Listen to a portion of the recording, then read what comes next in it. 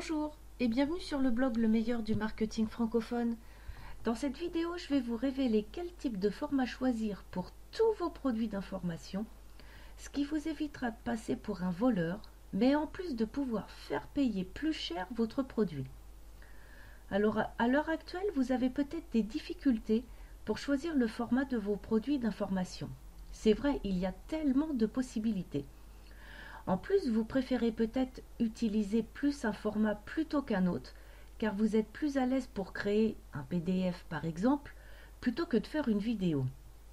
Cependant, vous seriez prêt à faire des efforts pour utiliser tel ou tel format, à condition que ce soit rentable et surtout profitable pour vendre plus facilement votre produit. Alors on va voir quels sont les différents formats possibles pour vos produits d'information, ainsi que l'interprétation par vos clients. Alors le bon vieux PDF, ça a bien fonctionné, mais maintenant c'est erroné. Tout le monde propose des PDF. Le problème principal, c'est que le PDF est associé à un livre. Et un livre, en général, ça ne coûte pas cher. Donc si vous voulez vendre un produit au format PDF, difficile de faire digérer à vos prospects et vos clients le fait de devoir payer un prix supérieur à 100 € par exemple. La vidéo, ça cartonne. Mais le problème, c'est que c'est associé à un DVD. Et là encore, un DVD, ça ne coûte pas cher. L'audio, ça fonctionne très bien aussi, mais malheureusement, c'est associé à un CD. Et tout comme les deux précédents, un CD, ça ne coûte pas cher.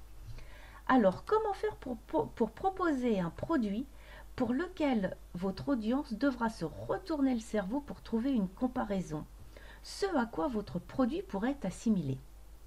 La seule solution, c'est de tout simplement mixer plusieurs formats en même temps pour chacun de vos produits. La grande idée, elle est là. Tout simplement faire un mix. Alors certains d'entre vous vont me dire « Ouais, mais ça va me demander encore plus de taf. » Eh bien, pas forcément. Si vous avez commencé par construire un plan détaillé par ordre chronologique, de manière à partir d'un point A pour aller jusqu'à un point B, et ce, avant d'entreprendre la création de votre produit, ça ne va pas spécialement vous prendre beaucoup plus de temps. Alors, que pouvez-vous faire concrètement? La première chose qui me vient en tête, c'est si par exemple votre produit est sous le format audio, c'est de le retranscrire au format PDF. Mais on peut encore mieux faire. L'idéal, ce serait donc de réussir à mixer audio, vidéo et PDF. L'avantage sera que vous allez augmenter la valeur perçue de votre produit. Vous pouvez réaliser votre produit au format audio. Dans votre produit, si vous parlez de l'utilisation de certains outils, de logiciels, de plugins, ce qui serait intéressant à ce moment-là, c'est de faire une vidéo pour expliquer le fonctionnement, étape par étape, pour chacun des outils.